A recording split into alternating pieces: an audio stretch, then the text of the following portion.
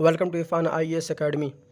दोस्तों, आज हम पढ़ने वाले हैं NCERT geography class 6 chapter 5। Okay, क्या है major domains of the earth. Earth के बारे में हम पढ़ने वाले हैं कि अर्थ किस तरीके से बनी हुई है, अर्थ पे क्या क्या अवेलेबल है। ओके, तो as you have read in the first chapter the earth is the only planet which has life, कि हमने पहले ही पढ़ लिया है कि जो प्लैनेट एक ऐसी जगह है जहाँ पे लाइफ एग्जिस्ट करती है। तो human beings can live hair.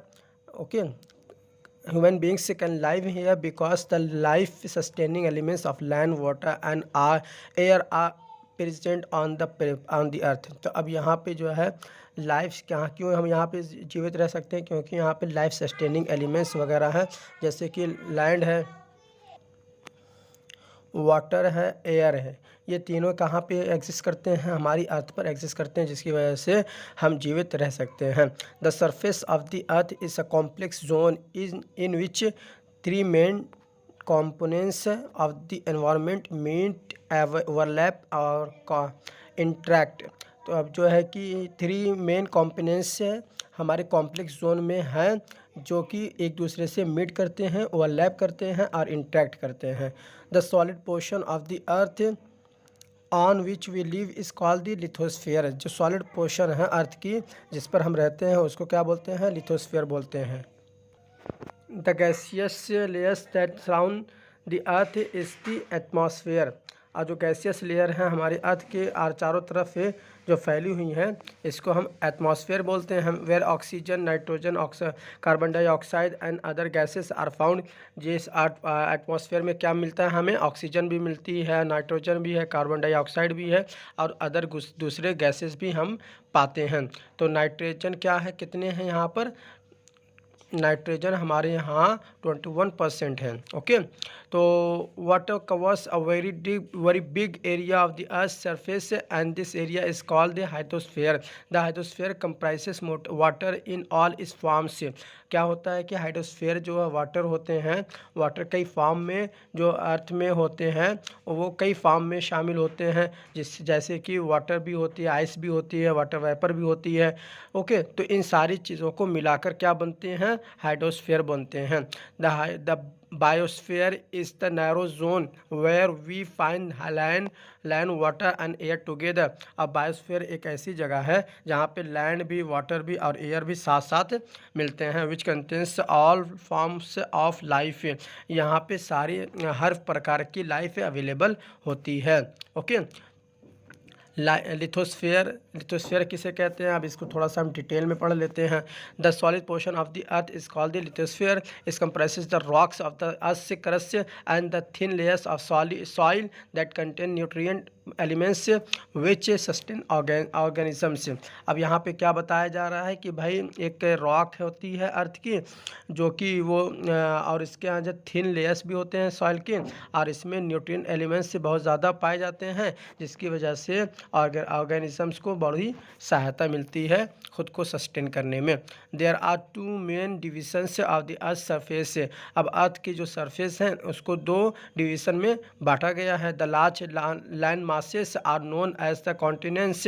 जो लार्ज लैंड मासेस होते हैं उनको हम कॉन्टिनेंट्स में बांट देते हैं। And the huge water bodies are called the ocean basins.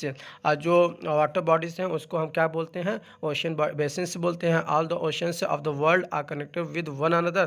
तो जितने भी ओशियंस होते हैं दुनिया में, वो सारे एक दूसरे से कनेक्ट हैं। Okay, look at the map of the world. Are all the land masses connected? All the land masses connected with one another. तो यहाँ पूछ रहे हैं कि जो लैंड मासेस हैं क्या एक दूसरे से वो जुड़े हुए हैं? बिल्कुल नहीं, ऐसा नहीं है। हाँ, ओशियन एक दूसरे से जुड़े हुए हैं, लैंड एक दूसरे से जुड़े हुए नहीं हैं। The level of sea water remains the same everywhere. तो जो सी वाटर का जो लेवल है वो हर जगह जो है बराबर सेम रहता है।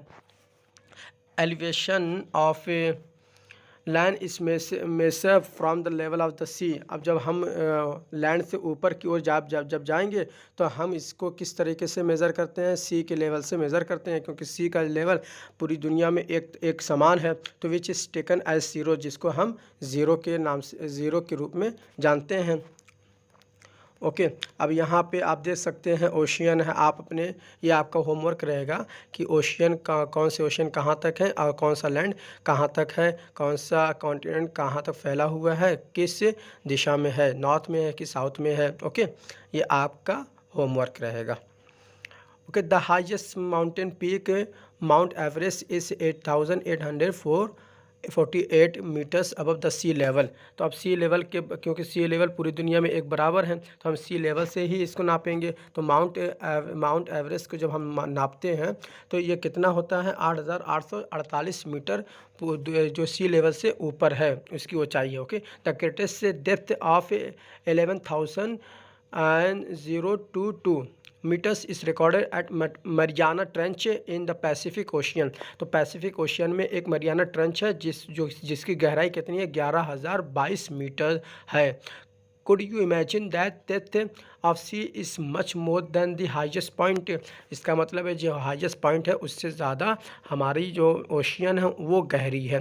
तो कॉन्टिनेंट्स, अब कॉन्टिनेंट्स के बारे में हम पढ़ने वाले हैं। ओके तो there are 7 major continents, 7 major continents हैं। This are separated by large water bodies. तो ये बड़े बड़े जो वाटर बॉडीज़ हैं उससे बिल्कुल सेपरेट कर दिए गए हैं। This continents are Asia, Europe, Africa, North America, South America and Australia और Antarctica. Okay look at the map of the world and notice that the greater part of the land mass lies in northern hemisphere. अब जब world को देखेंगे, world map को देखेंगे तो आप क्या पाएंगे कि जो ज़्यादा मास है कॉन्टिनेंट का वो नदर्न हेमिस्फीयर में मिलते हैं। Okay Asia is the largest continent. अब एशिया के बारे में बताया जा रहा है कि एशिया सबसे बड़ा कॉन्टिनेंट है। It covers about 1/3 of the total land area of the अर्थ। अब जो अर्थ का जो टोटल लैंड एरिया है उसका 1/3 एरिया सिर्फ कवर करने वाला कौन कॉन्टिनेंट है, एशिया है। The continent lies in the eastern hemisphere. और जो अर्थ है वो कहाँ पे है, वह ईस्टर्न हेमिस्फीयर में पाया जाता है। जैसे कि ये आपका, ये नॉर्थ हो गया, ओके ये साउथ हो गया, ये वेस्ट हो गया, ये ईस्ट हो गया। तो हमारा ज़्यादातर जो है कहाँ पे मिलता है, एशिया कॉन्टिनेंट आपको मिलेगा ईस्टर्न में, ओके और नदर्न में। एशिया इस okay the topic of cancer passes through this continent. अब ट्रॉपिक ऑफ कैंसर के बारे में हमने पढ़ लिया, ट्रॉपिक ऑफ कैप्रिकॉर्न के बारे में, इक्वेटर के बारे में हमने पढ़ लिया था पिछले चैप्टर में। तो अब यहाँ पे बताया जा रहा है कि जो ट्रॉपिक ऑफ कैंसर है वो कहाँ से होकर गुजरती है, ये गुजरती है हमारी इस कॉन्टिनेंट से जिसका नाम Asia. Asia is separated from Europe. और एशिया किससे अलग होता है, यूरोप से अलग होता है by the Ural mountains of the west. और वेस्ट में क्या है, माउंटेन यूराल है। ओके माउंटेन यूरल माउंटेन्स है, उसी से वो अलग हो जाता है। The combined land mass of Europe and Asia is called the Eurasia. Europe and Asia, Europe और एशिया का जो कंबाइंड लैंड होता है उसको हम क्या बोलते हैं, यूरेशिया बोलते हैं। Europe is much smaller than Asia. और यूरोप बहुत ही छोटा है किससे, एशिया से। The continent lies to the west of Asia.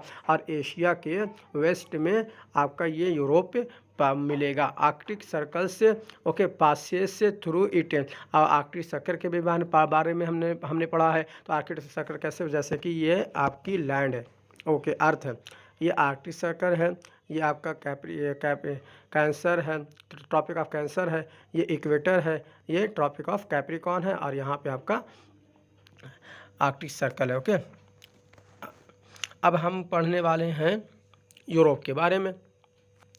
तो Arctic circle passes through it, और आर्कटिक सर्कल इसी के अंदर से गुजरता है। It is bound by water bodies से ऑन 3 साइड से, और तीनों तरफ से इसको जो है कि वाटर से इसको घेरा गया है। Look at the map of the world and locate it. अब इसको जो है कि आप लोकेट करिए कि यूरोप कहाँ पे है। अब अफ्रीका के बारे में पढ़ेंगे। Africa is the second largest continent after Asia.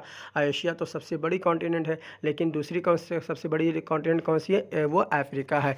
The equator, okay, और ज़ीरो डिग्री लैटिट्यूड रन से almost through the middle of the continent. जो आप अफ्रीका देखेंगे तो अफ्रीका के बिल्कुल बीचों बीच से इक्वेटर गुजरती है। Okay, a large part of Africa lies in the northern hemisphere, और नदर्न हेमिस्फीयर में सबसे ज़्यादा इसके पार्ट मिलते हैं। Look at the figure 5.1, you will find that it is the only continent through which the tropic of Cancer, the equator and tropic of Capricorn pass से। और ये एक इकलौती ऐसी कॉन्टिनेंट है जिसके अंदर से ट्रॉपिक ऑफ कैंसर भी गुजरती है, इक्वेटर भी गुजरती है, और साथ ही साथ में ट्रॉपिक ऑफ कैप्रिकॉर्न भी पास होती है। Okay, the Sahara desert the world's largest hot desert.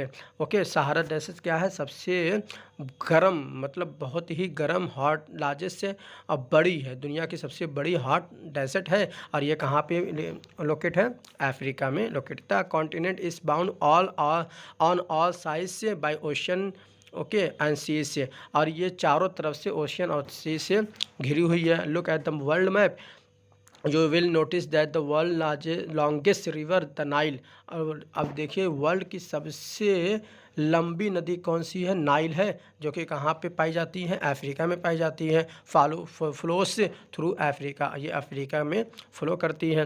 Okay, we notice where the equator the tropic of Cancer and tropic of Capricorn pass the map of the Africa. तो Africa के map पे आप देखिए कि वो कैसे वो पास होती है। ओके, इक्वेटर कैसे है, topic of Capricorn, Tropic of Cancer कहाँ से पास होती है। तो नॉर्थ अमेरिका के बारे में हम पढ़ने वाले हैं। North America is the third largest continent of the world, और नॉर्थ अमेरिका सबसे तीसरे नंबर पे सबसे बड़ी कॉन्टिनेंट है दुनिया की। It is sickling to South America by a very narrow strip of land called isthmus of Panama. Isthmus of Panama जिसे हम कहते हैं, उसी से जो है जुड़ी हुई है क्या? नॉर्थ अमेरिका और साउथ अमेरिका जुड़ी हुई है। द कॉन्टिनेंट लाइज से completely in the northern and western hemisphere. और जो कॉन्टिनेंट्स कहाँ पे हैं?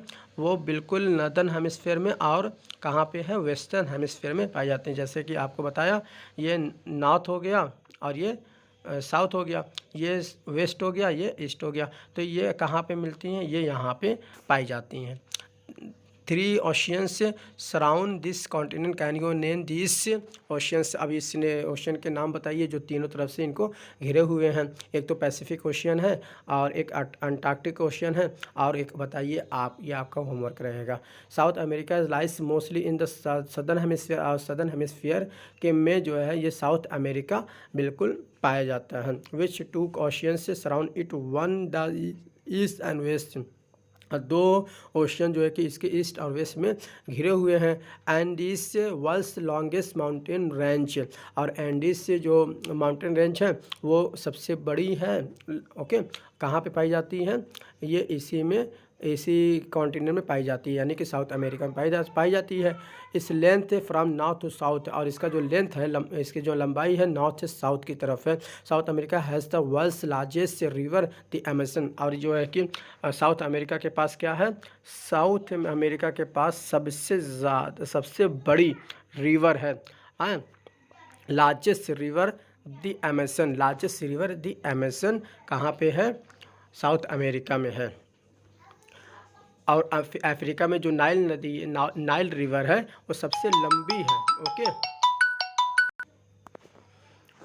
Okay, Australia is the smallest continent that lies entirely in the southern hemisphere. Australia कहाँ पे? सदर्न हेमिस्फीयर में पूरी तरीके से पाई जाती है। It is surrounded on all sides by the oceans and seas से, ये चारों तरफ से ओशियन और सीज से घिरी हुई हैं। It is called an island continent, इसको आइलैंड कॉन्टिनेंट भी कहा जाता है। Okay, Antarctica completely in this southern hemisphere is a huge continent. ये बहुत बड़ा कॉन्टिनेंट है, और ये कहाँ पे पाया जाता है? सदर्न हेमिस्फीयर में पाया जाता है। The South Pole lies almost at the centre of this continent. और जो साउथ पोल है वो कहाँ पे लाई करता है? ये इसी कॉन्टिनेंट के बिल्कुल सेंटर में पाया जाता है। As it is located in the south polar region, और ये साउथ पोलर रीजन में लोकेटेड है। It is permanently covered with thick ice sheets, और ये बिल्कुल आइस शीट से मोटी मोटी परतों से आइस की वो कवर है। There are no permanent human settlements यार, यहाँ पे कोई भी परमानेंट ह्यूमन सोशल सेटलमेंट्स नहीं है। Many countries have research station in Antarctica, Antarctica में बहुत सी कंपनी ने कंट्रीज़ ने अपनी अपनी रिसर्च स्टेशन खोल रखे हैं। India also has research station there, और इंडिया का भी एक अपना रिसर्च स्टेशन है। There are named as Maitri and Dakshin Gangotri, एक का नाम क्या है मैत्री और एक का नाम गंगोत्री है। हाइड्रोस्फीयर के बारे में पढ़ते हैं। Hydrosphere the earth is called the blue planet. हम ब्लू प्लैनेट क्यों कहते हैं? क्योंकि more than 71% of the earth is cover with water and 29% is with land. अब इसमें से 70% क्या है? वाटर से हमारी लैंड भरी पड़ी है, ओके, और 21% जो है यहाँ पे लैंड है। तो अब इसी अगर इसको आप अंतरिक्ष से देखेंगे, इसीलिए ये ब्लू प्लैनेट नज़र आएगी, okay. Hydrosphere consist of water in all इस फॉर्म से, हाइड्रोस्फीयर अपने अपने अलग बहुत से फॉर्म में जो है कि एग्जिस्ट करती हैं, okay. As running water is ocean and rivers and in lakes, ice in glaciers, underground water and the water vapour in atmosphere. तो अलग अलग फॉर्म में आपको वाटर मिलते हैं। तो कुछ वाटर वेपर में मिल जाएंगे एटमॉस्फेयर में, कुछ अंडरग्राउंड वाटर मिल जाएंगे, कुछ ग्लेशियर में आइस से जमी हुई मिल जाएंगी, और कुछ लेक्स वगैरह में, कुछ रिवर्स वगैरह में, कुछ ओशियन में पानी आपको चलते हुए बहते हुए मिल जाएंगे। ऑल कंप्राइज दी हाइड्रोस्फीयर, सारे लोगों को मिलाकर क्या बनते हैं? हाइड्रोस्फीयर बनता है। More than 97% of the earth water is found in the oceans and is too salty for human use. अब होता क्या है कि 97% जो 71% है उसको अगर हम बराबर करें सो 100% में से अगर आप देखेंगे तो 97% जो है वो कहाँ पे मिलते हैं? ये ओशियन सॉल्टी भी हैं, और साथ साथ में ये इसको ओशियन में ये पाया जाता है, जो ह्यूमन यूज़ के लिए सही नहीं है, क्योंकि सॉल्टी है तो ज़्यादा सॉल्टी वाटर हमारे लिए लाभदायक नहीं होगा, नुकसानदेह होगा। A large portion of the rest of the water is in the form of ice sheets and glaciers or under the ground and a very small percentage is available as fresh water for human use. अब क्या है, थोड़ा सा यानी कि 3% जो है, 3% में से अगर आप इस मैप को देखिए तो इसमें क्या होगा, इससे आप पिक्चर को देखेंगे तो 97.5% जो है वो ओशियन में, यानी कि ये ह्यूमन यूज़ के लिए नहीं है। उसमें से 2.4 यानी कि 2.5% जो है बचा हुआ है। तो 2.5% में से कुछ तो आपके आइस शीट में है, कुछ तो आपके ग्लेशियर में है, कुछ तो अंडरग्राउंड है, कुछ तो आपको जो यूज़ के लिए परसेंटेज है वो अवेलेबल है एज़ फ्रेश, क्योंकि हमें फ्रेश वाटर की ज़रूरत होगी पीने के लिए। तो वो थोड़ा सा पानी सिर्फ रहता है जो हम यूज़ करते हैं, इसीलिए हम सोचते हैं भाई पानी पूरी दुनिया में फैली हुई है, पानी पूरी दुनिया में फैला हुआ है, लेकिन उससे हमें कोई फ़ायदा नहीं है क्योंकि वो सॉल्टी है। Hence despite being a blue planet we face a shortage of water. अब हम इसको कहते तो ज़रूर है कि ये ब्लू प्लैनेट है, लेकिन हम अभी भी शॉर्टेज ऑफ वाटर को फेस करते हैं, ओके। अब हम पढ़ने वाले हैं ओशियंस को। Oceans are the major part of hydrospheres, okay. They are all interconnected, okay. तो हाइड्रोस्फीयर जो है वो इंटरकनेक्टेड है। The ocean waters are always moving. अब जो ओशियन वाटर है क्या है, वो हमेशा मूव करते रहते हैं।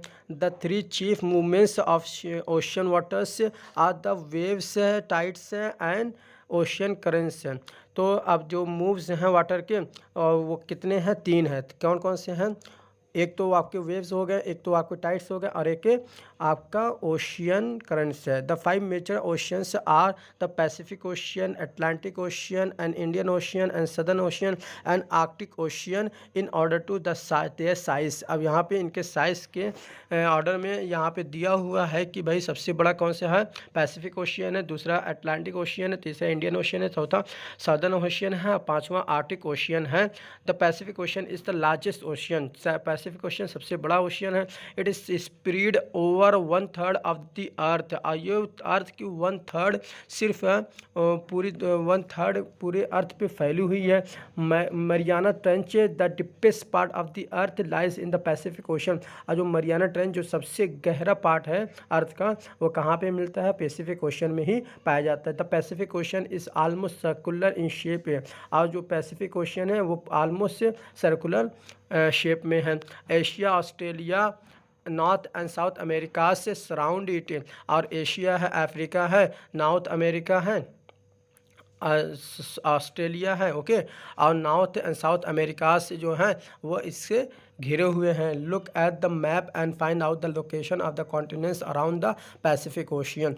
Atlantic Ocean is the second largest ocean in the world, और अटलांटिक ओशन जो है वो सबसे बड़े हैं सेकंड नंबर पर। It is shape it is flanked by the North and South Americas on the western side and the Europe and Africa on the eastern side. Europe और Africa कहाँ पे? ईस्टर्न साइड में है, और north में western side में North America and South America आपको मिलेंगे इसके किनारे, जो कि अटलांटिक ओशियन है। Okay, the coast line of Atlantic Ocean is highly indented, ये जो है यानी टेढ़ा मेढ़ा, आप देख सकते हैं यहाँ पे ये टेढ़ा मेढ़ा है, ओके, जिसको इंडेंटेड बोलते हैं। This irregular and indented ocean coastline provides ideal location for natural harbours and ports. जो नेचुरल हर्बस होते हैं, पोस होते हैं, ये इनके लिए बहुत ही आइडियल लोकेशन है। Okay, from the point of the view of commerce, यानी कि अगर आप व्यवसाय कर रहे हैं तो इसके कॉमर्स के नज़रिए से देखेंगे तो ये बहुत ही सूटेबल है। Okay, it is the busiest ocean, इसी वजह से इसको बिजिएस्ट ओशन कहा जाता है। In the Indian ocean is the only ocean named after a country. Indian ocean एक ऐसी ओशियन है जिसको कंट्री के नाम पे रखा गया है, जिसको हम इंडिया कहते हैं, यानी कि हमारे भारत इंडिया के नाम पर ये ओशियन इसका नाम पड़ा है। The shape of ocean is almost triangular, और इसकी जो शेप है इसकी, तो ये ट्रायंगुलर है। Okay, in the north it is bound by Asia, in the west by Africa, and in the east by Australia। इसके ईस्ट में क्या है? ऑस्ट्रेलिया है, और वेस्ट में क्या है? अफ्रीका है। ओके, मिलेंगे आपको। The southern ocean encircles the continent of Antarctica and extends northward to 60 degrees south latitude। 60 degree जो साउथ लैटिट्यूड है वहाँ तक ये फैला हुआ है, जिसको हम अंटार्कटिका कहते हैं। ओके, सदर्न ओशियन आपका फैला हुआ है। The Arctic Ocean is located within the Arctic Circle and surrounds the North pole.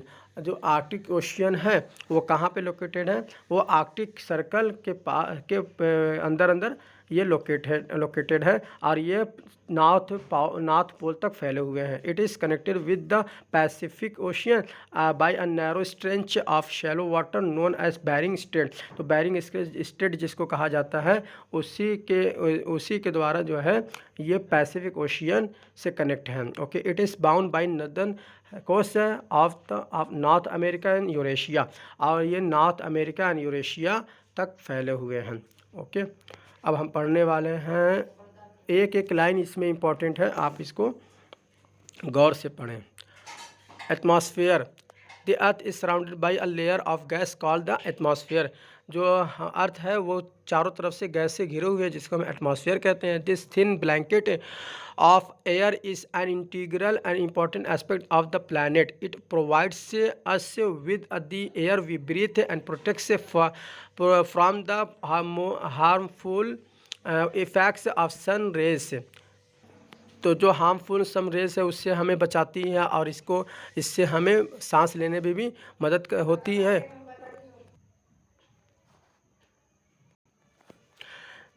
Atmosphere, the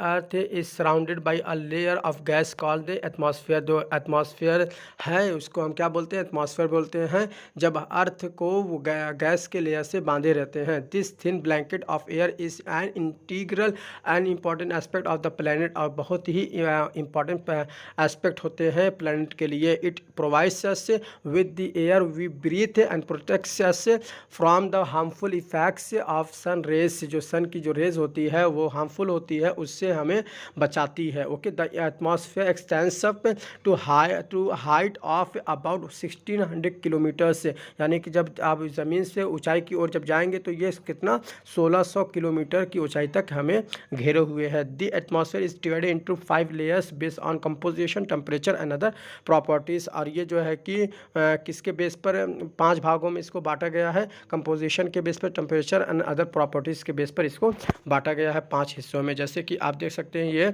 टॉपोस्फेयर है, ये स्ट्रेटोस्फेयर है, मेसोस्फेयर है, थर्मोस्फेयर है, एक्सोस्फेयर है। तो अब यहाँ पे क्या है कि there are these are starting from Earth's surface are called the troposphere, stratosphere, mesosphere, the thermosphere and exosphere. Okay, that atmosphere is composed mainly of nitrogen and oxygen, और नाइट्रोजन और ऑक्सीजन से मिलकर ये एटमॉस्फेयर ज़्यादातर बने हुए हैं, which make up about 99% of clean dry air. तो क्लीन और ड्राई जो एयर है उसको मिलाकर 99% ऑक्सीजन और नाइट्रोजन बनते हैं। नाइट्रोजन 28% होते हैं और ऑक्सीजन 21% होते हैं, और other gases like carbon dioxide, argon and other comprise 1% by volume. तो बाई वॉल्यूम अगर देखा जाए तो सिर्फ और सिर्फ आपको कार्बन डाइऑक्साइड, आर्गन जो होते हैं 1% होते हैं। Oxygen is the breath of life while nitrogen helps in the growth of living organism. से लिविंग ऑर्गेनिज्म के ग्रोथ के लिए जो नाइट्रोजन मदद करती हैं, और जो है कि ऑक्सीजन आपको पता ही होना चाहिए कि वो हमें सांस लेने में मदद करती है। कार्बन डाइऑक्साइड ओके थ्रू दो प्रेजेंट इन माइन्यूट अमाउंट, आप जो कि कार्बन डाइऑक्साइड कितने हैं माइन्यूट अमाउंट में, यानी कि 1% से भी कम है, is important as it absorbs the heat radiated by the earth. जो भी अर्थ के द्वारा हीट को रेडिएट किया जाता है तो वो उसको ऑब्जर्व कर लेते हैं carbon dioxide, thereby keeping the planet warm. It is also essential for the growth of plants, और ये बहुत ही इंपॉर्टेंट होते हैं, इसेंशियल होते हैं ग्रोथ ऑफ प्लांट के लिए। Okay, the density of the atmosphere varies with height. जैसे जैसे आप ऊपर जाएंगे तो इसकी जो डेंसिटी है एटमॉस्फेयर की वो बदलती जाएगी।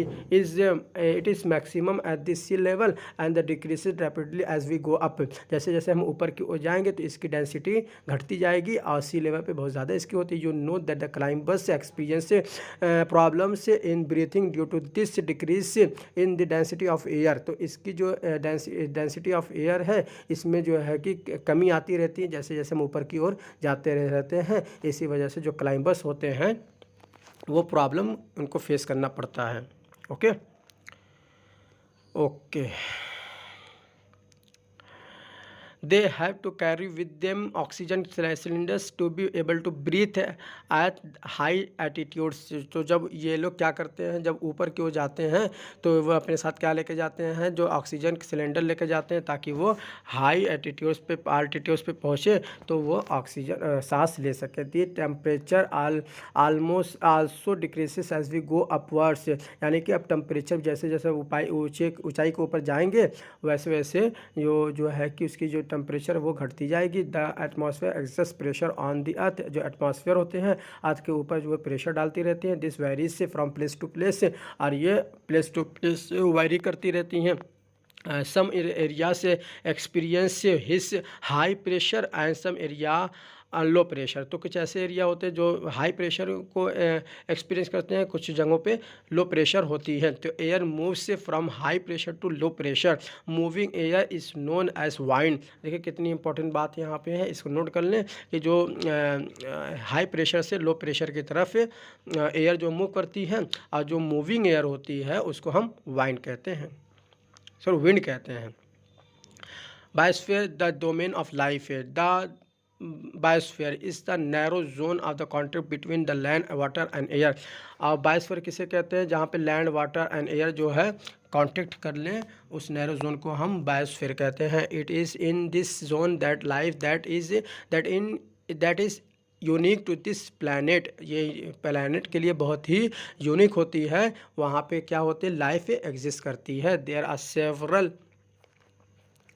Okay species of organisms that vary in size from microbes and bacteria to huge mammals, यानी कि बड़े से बड़े ह्यूज मैमल्स भी पाए जाते हैं और बड़े छोटे छोटे जो बैक्टीरिया और माइक्रोब्स भी यहाँ पाए जाते हैं। All the living organism including humans are link to each other and to the biosphere for survival.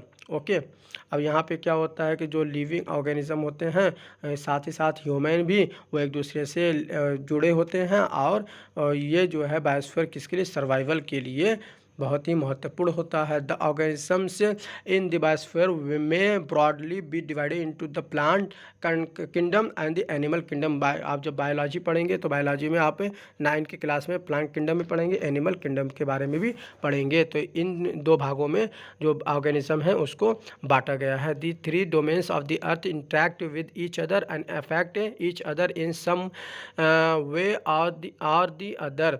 तो अब जो है जो 3 डोमेन्स होते हैं वो एक दूसरे से इंटरेक्ट करते हैं और एक दूसरे को अफेक्ट करते हैं। कटिंग ऑफ, जैसे कि आप देखेंगे तो cutting of forest for fulfilling our needs of wood. अब भाई हमें अब रहते हैं तो हमें क्या नीड होती है, वुड की नीड होती है, तो हम क्या करते हैं, फॉरेस्ट को काटते हैं। तो क्लियरिंग लैंड फॉर एग्रीकल्चर, जब एग्रीकल्चर करना होता है तो लैंड को क्लियर करते हैं। May lead to fast removal of sun from slopes. अब इससे क्या प्रॉब्लम होती है कि जो स्लोप पे जो सॉइल होती है वो सॉइल बहुत ही तेज़ी से रिमूव कर जाती है। सिमिलरली अर्थ से सरफेस में भी जो पेड़ वगैरह रहते हैं, जिसकी वजह से पेड़ वगैरह की जो जड़ें होती हैं वो मिट्टी को एक दूसरे से बांधे रहते हैं, जिसकी वजह से वो बहते रिमूव नहीं करते हैं। सिमिलरली अर्थ से सरफेस में भी चेंज ड्यू टू नेचुरल क्लाइमेटीज से लाइक अर्थक्वेक्स से, और इसी वजह से जो अर्थ की जो सरफेस है वो नेचुरल क्लाइमेटीज़ की वजह से बदलती रहती है, जैसे कि अर्थक्वेक है, सुनामी है। For example there could be submergence of land, और जो लैंड की जो सबमर्जेंस है वो भी हो सकती है। As happen in the case of tsunami recently pass of Andaman and Nicobar island were submerge under water. एक बार ऐसे ही हुआ था कि जो अंडमान निकोबार हैं उसके जो आइलैंड हैं वो जो है वाटर में सबमर्ज हो चुके थे। किसके कारण से, हमारे नेचुरल क्लाइमेटीज़ के कारण से। Discharge of waste material into lakes and rivers makes the water unsuitable for human use से। तो हमें पानी वैसे भी कमी है पानी की, लेकिन हम क्या करते हैं, हम जो है डिस्चार्ज कर देते हैं फैक्ट्री से जो वेस्ट मटेरियल होते हैं, किसमें, लेक्स में या रिवर्स वगैरह में कर देते हैं, जिसकी वजह से वो हमारे लिए सूटेबल नहीं होती। It also damages other forms of life. ये जैसे कि अब ये पानी जो है कि जो गंदे पानी हैं वो अगर समुद्र में जाएंगे तो समुद्र में जाने के बाद वो मछलियों वो पानी जो है कि गंदा होगा, जिसकी वजह से पानी मछली जब के पेट में जाएगा या उनके शरीर पर लगेगा, जिसकी वजह से उनको भी डैमेज कर सकता है, उनकी लाइफ को भी। इमिशन फ्रॉम इंडस्ट्रीज से, थर्मल पावर प्लांट से, व्हीकल से, अलग अलग जगहों से जो है कि ये निकलते रहते हैं, एमिट करते रहते हैं। पोल्यूट द एयर, जिसकी वजह से एयर हमारी पोल्यूट होती है। Carbon dioxide is an important constituent और एयर। तो भाई तो बात तो सही है कि भाई कार्बन डाइऑक्साइड हमें बहुत ही इंपॉर्टेंट है हमारे लिए, but increase in the atmosphere amount of CO2 leads to increase in global temperature. लेकिन हमें उतनी भी ज़्यादा ज़रूरी नहीं है, हमें अगर 1 चाहिए, लेकिन अगर आप इसको 2 दे रहे हैं तो ये 2 हमारे लिए नुकसान है, क्योंकि भाई ये जो 2 होगा उससे क्या होगा कि जो हमारा लैंड है वो बहुत ही गर्म होगा, जिसको हम बोलते हैं ग्लोबल टेम्परेचर। इसको हमने क्या टर्म दिया है, ग्लोबल वार्मिंग नाम दिया है। There is thus a need to limit the use of resources of the earth to maintain the balance of nature. Okay, अब यहाँ पे क्या बताया गया है कि भाई हमें जो है कि लिमिट यूज़ करना चाहिए रिसोर्सेज को, ताकि जो है इसके जो अर्थ की जो मेंटेनेंस है उसको हम बैलेंस में रखें, और एक दूसरे को जो डोमेन्स हैं और जैसे कि लिथोस्फीयर है, एटमॉस्फेयर है और हाइड्रोस्फीयर है, उस हमारे जो नेचुरल ऑफ बैलेंस है उसको हम मेंटेन बनाए रखें। ओके सर, ये हमारे चैप्टर यहाँ पे कंप्लीट होता है। अगर आपको अच्छा लगे तो आप इसको लाइक करिए और सब्सक्राइब करिए। जय हिंद दोस्तों।